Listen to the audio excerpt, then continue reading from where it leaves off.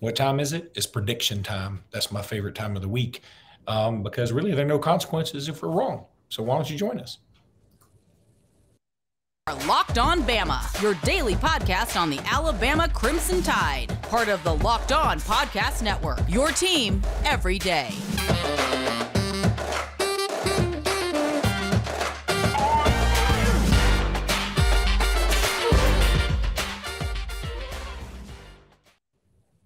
Hey, everybody, and welcome back into Locked On Bama. Luke Robinson, that's me. Jimmy Stein, that's him. Jimmy, how are you today? Doing pretty good. It's football weekend. It is. I always love the prediction episode because it means that football is literally right around the corner. There'll actually be some tonight as we're recording this Thursday. Then got big high school games on Friday, and of course, Saturday and Sunday, football city. Here's what we're going to do, Jimmy. We're going to talk some SEC predictions and national predictions. And then I think we'll do a segment on Alabama predictions for the game as a team, and then maybe some individual predictions as well. But before I get into any of that, there's a very intriguing, fascinating, interesting interview between Zach Blackerby, my buddy with Locked On Auburn, and TJ Finley's dad. It's wild. And it's interesting to see because there are a lot of folks that are like, hey, thanks for posting this. There's some people that are killing Zach for it, which I think is stupid. They're like, well, we got to keep this internal. That's not Zach's job to keep that internal. And everybody's like, this is what happened when everybody gets their own media, blah, blah, blah. So what? I mean, what he said was interesting. And look, I'm with you. I don't need to know the ins and outs. I don't need to know how the sausage is made about everything. But this TJ Finley situation is fascinating. It's fascinating on a lot of levels. So I implore even Alabama fans to go check out. You don't have to check out Locked On Auburn every day if you don't want to, but I would check out this interview. It's just really cool. And gives a little insight to what the families of some of these players go through. So meanwhile, let's talk predictions, Jimmy, and let's talk about big game predictions. I mean, there's some dump truck games as there are every week, but I'm not going to get into those. Let's start with Tennessee, Florida. Tennessee's a big favorite. Game day is going to be there. Florida has owned this series the last 20 or so years. I just don't know that I see a path to Florida winning this game. I don't either. I think Tennessee. I think it might not even be close. I also feel like it's almost two teams going in opposite directions. It's Tennessee ascending while Florida is descending. Really, it has to do with Florida's just transitioning, new coach, new way of doing things. Tennessee is a year or two ahead of Florida in that regard. They're all obviously all bought in on Heupel. He's doing an incredible job with that offense. I have to admit, at this point, and it's too early to cast any judgments, but at this point, I may have been a little wrong about Heupel. I'm impressed by what he's done to date, and who wouldn't be impressed by Hendon Hooker? I think Tennessee wins this game big, sort of takes out a few years of frustration in this Florida series where they've been on the short side of things for a long time. Yeah, I hate to say it. Even though I'm not your typical Alabama fan, I don't hate Tennessee. I don't. I've been there several times. I've always had a good time. I don't look at Tennessee like Auburn. I know there's some folks who want to maintain Tennessee's Alabama's biggest rival. I just don't think that's true. And Tennessee doesn't bother me. Now, they might if they start winning a lot. Maybe that'll start bothering me. I don't know. But they hadn't been much of a factor, so it hadn't been an issue. But, yeah, Florida is so close. I mean, so close to being 0-3 versus 2-1. I mean, they are a bad snap from South Florida and an interception thrown by Utah on the goal line. So really, it's not what Florida has done necessarily to keep them 2-1. It is what the other team's mistakes that, hey, Florida capitalized on. Regardless, I think Tennessee wins this game, and I think they try to make a statement. And if they can bury Florida by 30 points, I think they'll do everything they possibly can to do it. The next big game in the SEC, Arkansas and Texas A&M, of course, playing in Jerry's world. I still have no idea how Texas A&M is favored in this. I mean, somebody's got to explain it. You can keep talking about pass defense is putrid. They're last in D1. Okay, that's fine. Who passes the ball for Texas A&M? Because they don't seem very good at that. So I think Arkansas wins this game, and I think they win it by double digits. I like Arkansas to beat Texas A&M too. I will say this: this one I can see it being tight. I think people have read too much into the Appalachian State thing as some sort of a statement that Texas A&M isn't very good. Where I just think it was a day they were just upset by, you know, those sort of things happen all the time in college football and pretty much every sport. I don't think A&M is nearly as bad as that Appalachian State outcome is, but Arkansas is playing really well, like Tennessee, Florida, where one team's ascending and the other one's descending. I just think Arkansas is a little better than Texas A&M, and I think the difference starts at quarterback. I think Arkansas is better at quarterback, and that's why they will win this game. I do believe it will be tight, but I like Arkansas to win something like, let's say, 28-24. Boy, I don't know if it'll be that tight. I really don't. I just think Arkansas is so much better, and I can't see this Texas.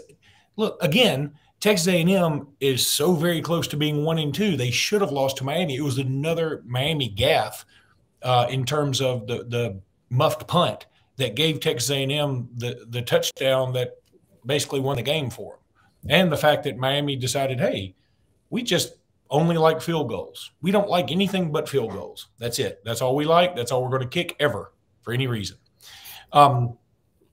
Now, one more game to talk about, and that's Auburn, Missouri in the conference.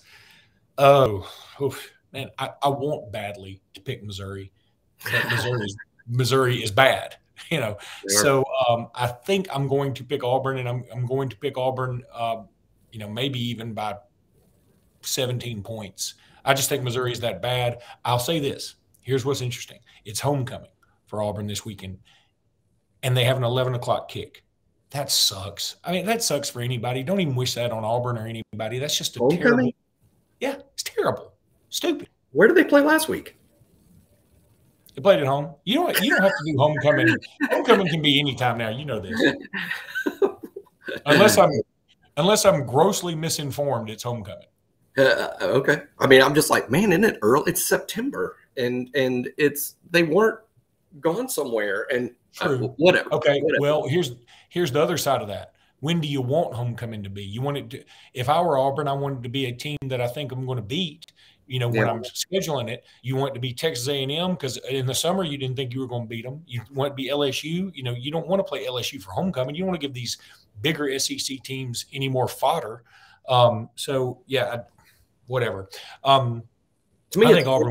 And again, I'm too far removed maybe from the university part of stuff. But to me, the funniest thing about homecoming is they say, and it's homecoming, and all the alums are back on campus. It's 105,000 seat stadium that's filled every single week.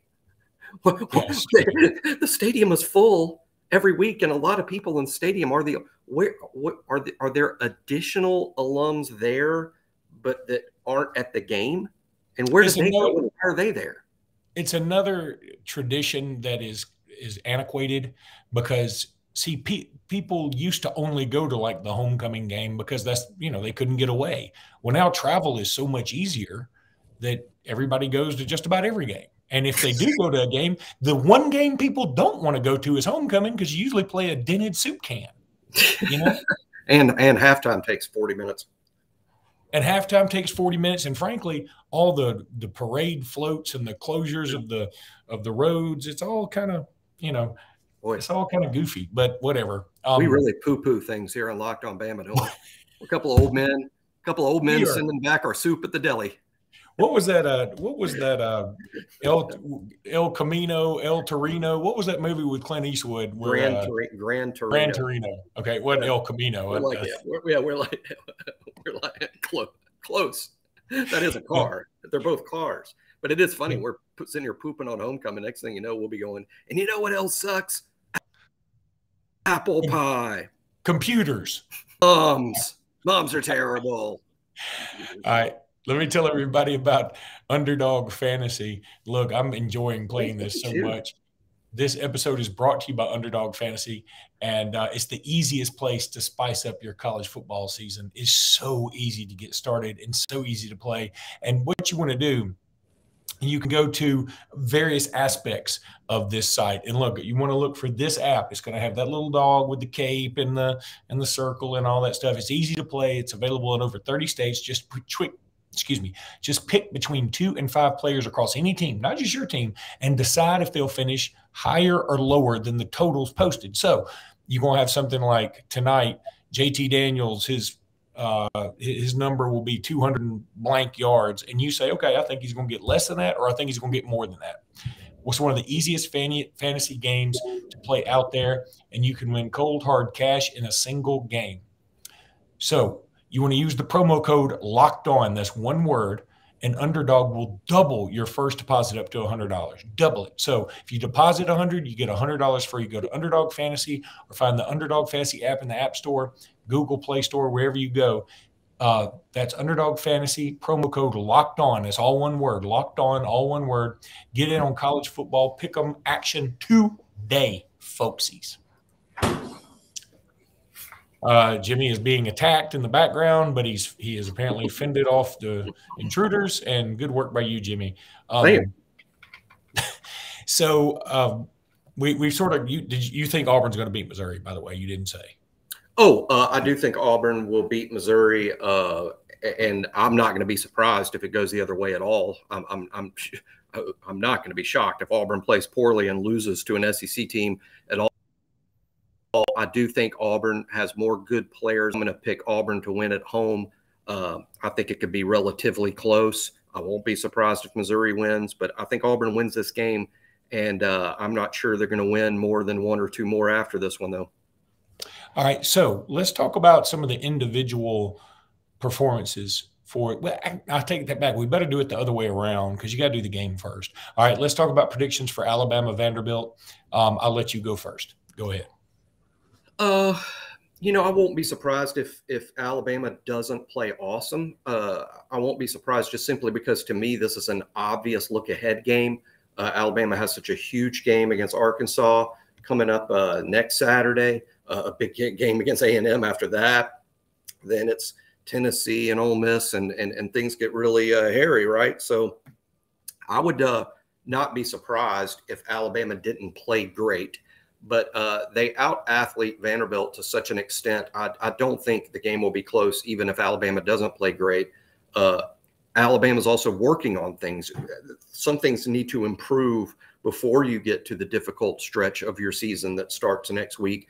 Alabama's going to be working on those things and not paying as much attention to the scoreboard, for instance. I think there's some things Alabama just needs to work on, including downfield passing. And if you find some success there, then maybe you do score a lot of points. So I'm picking basically something in the middle of an extreme route to a close game, and that's Alabama 45, Vanderbilt 10. I do think this is the best Vanderbilt team in a few seasons. I'm interested to watch how they play Alabama, whether it's going to be a lot of running and RPO stuff with Mike Wright or whether they're going to throw it with A.J. Swan. My guess is we see both of those guys on Saturday. But I think all in all, what we're going to see is a pretty big game from Bryce as Alabama continues to work on the pass game. I'll go Jahmyr Gibbs though if we're picking an offensive MVP, and on defense, how about a big game from Will Anderson? Okay, I can certainly see all that. I also think Vanderbilt will score will cover the 40-point spread. I just think that's too many. And again, Alabama has a lot bigger fish to fry coming up. So I feel like it's going to be something like 52-20. Okay. Now, the first thing some people will say is, wow, Vandy scores 20. I think Vandy scores some late because here's the thing. Vandy is going to play 2 quarterbacks, I believe, like you said. And so one of them will be playing late. They won't play their third-string quarterback. I mean, it'll be out of reach, and it'll look like Alabama's going to cover. And then late in the game, Vandy, with one of their 2 seasoned quarterbacks, will make a score that will blow the line away. That's my take on it. And look, the key for this week, and just like it always is when you play a game like this, stay injury-free. Stay injury-free. Stay injury-free. And I know we're taking Vandy for granted. If there's a Locked On Commodores and that their host is mad at us. We're really sorry, but it is Vanderbilt. What do you want us to do? So we're just playing the numbers here. So yeah, I'm going to go. What did I say? 52-20. I'm going to stick with that. Now, Jimmy, I want us to take a break. The Locked On Monroe guy didn't get pissed at us last week. No, he didn't.